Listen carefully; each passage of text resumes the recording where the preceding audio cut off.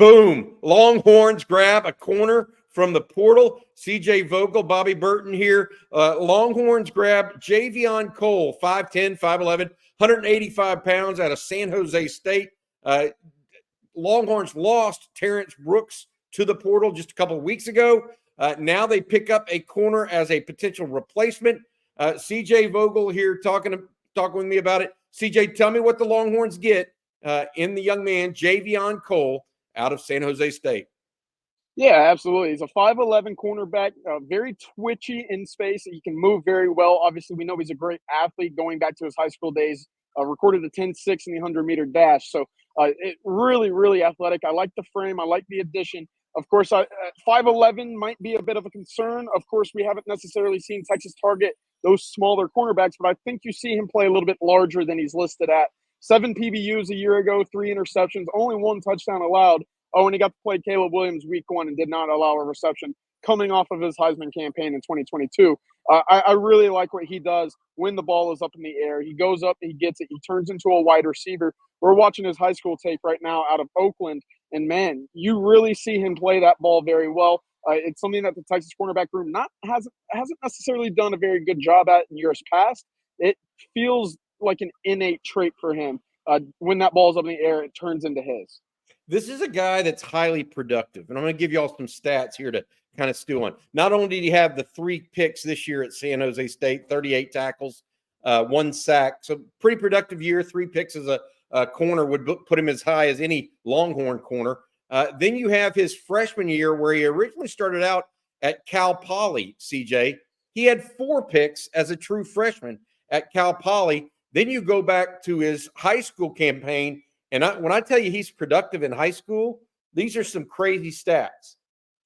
20 catches on the year as a high school senior, 11 touchdowns. 20 catches, 11 touchdowns. Pretty good rate. Yeah, 5 kick or punt returns for a touchdown as a high school senior. 6 interceptions as a high school senior. He was named the Oakland Athletic League Player of the Year. He was All-City, All-NorCal, and All-East Bay Player of the Year. How did he end up at Cal Poly? We don't know, but look, suffice to say he's making his ways up. As Jerry Hamilton likes to talk about it, CJ, it's like these days you can go from single A to double A to the major leagues. And I think that may be the situation that we're running into here with Javion Cole. Now, where does this put him in the pecking order at the University of Texas as it relates to the other corners that the Longhorns have subsequent to Terrence Brooks hitting the portal himself? Well, that's an interesting question. I think we mentioned it a little bit earlier, Bobby. It's going to be Gavin Holmes right now, really kind of looking over his shoulder, making sure that it's not Javion Cole's spot by week 1. I have to imagine the 2 of them are going to be duking out pretty well come fall camp into summer conditioning.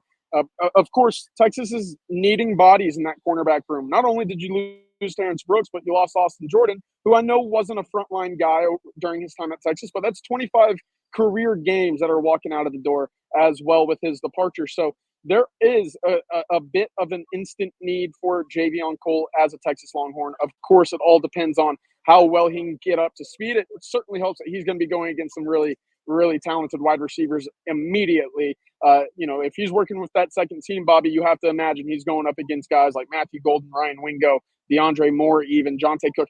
Those guys rotating in. He's going to get tested very early, and you'll get an idea of just how talented he is. I will say it's a great find for the staff to go out there and get a guy like Javion Cole. Again, you mentioned those Oakland Athletic League stats back in high school. Where did he kind of fall in between the cracks? I'm not sure how he ended up taking the route that he did, but certainly for him to come on the radar of the Texas Longhorns and the Longhorns to pounce when they needed a guy at a really desperate time, very impressive in my opinion.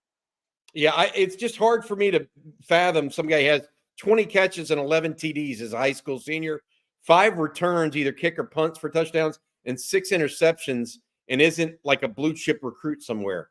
Hey, Bobby, if I was a high school coach, I would have thrown him the ball a little bit more. Yeah, well, it's not like he played on a poor team. They won their section state championship. So it's very interesting, all of this that transpired. I want to add this, though. Speed has been a common theme for Texas in the secondary. I think they want to get faster back there, CJ. The addition of Javion Cole does that, even as it relates to losing Terrence Brooks. Is that your take on this situation as well? Yeah, absolutely. I know that was a big topic of conversation in the 2024 recruiting class as well. You go out and add Xavier Filsaime, Jordan Johnson-Rubel, two guys in your secondary that have great track times. Javion Cole with a 10.6. I mean, that's up there with Isaiah Bond. We know Ryan Wingo's in that mix on the offensive side of the ball. What was lacking a little bit was that top-end speed in your secondary a year ago. This certainly helps fill that need, and it addresses it almost immediately with the addition of Javion Cole this week. Yeah, interestingly enough, I mean, Gavin Holmes is probably your fastest corner right now, and that's who Javion Cole is going to be going up against, we think, for a starting role. Obviously, Warren Roberson in position there too. The other thing I want to ask you about, and I think that is bears discussion, is yet it's another Californian, a native Californian, that Steve Sarkisian and now Johnny Nansen, Chris Jackson, Jeff Banks, guys that know that state extremely well, have reached back into that state, even though this time it's from the portal. It's possible that Nansen or one of those guys knew about him prior to his arrival or prior to their arrival at Texas. What do you think about the Longhorns going so heavily in California? They're also recruiting two offensive linemen from Northern California this year too, including John Mills, a senior in high school. Texas is not just recruiting Southern California right now. They're recruiting all over. They are, and I like it. Hey, Josiah Sharma's at Folsom, too. I mean, that's up and down the coast. Absolutely. I'm a big fan of it. Of course, I want Texas to take care of its backyard. You know, the days in which you see an all-pro caliber player that ends up in the NFL making headlines, not consider Texas because they overlooked them. I don't think that's going to be the case, of course, with this staff. They do a great job of when they get on the road, they take care of their surrounding neighborhoods and communities before they venture out to other states. But that's not going to prevent them from going out and recruiting the best of the best. So while you're taking care of your backyard, you're also looking out of state to find these blue chip elite recruits. And we've seen them have some great success. Of course, you look at CJ Baxter, Ryan Wingo, Arch Manning. These are big time wins across the country. And of course, with those Cali ties, this Javion Cole probably doesn't come on the radar of the Texas Longhorns if it's not for one of those coaches from the West Coast that has some connections there. We know coaches talk pretty often. And whenever a guy that's winning the Oakland Athletics League MVP for a year, it's kind of trickling up that ranking system, like you mentioned earlier, Bobby. It makes sense for him to then come on the scene for the Texas Longhorns. Yeah, one of the things people ask, well, size. One of the things that you can tell by his ability on the field, he plays strong though. He's not a weak, he doesn't necessarily let the ball or let the running back come to him. He kind of attacks the ball. So I don't think you have to worry about size. Is he a 6'1" or 6'2" corner? No. There are limitations that people will kind of earmark or put an asterisk next to his name.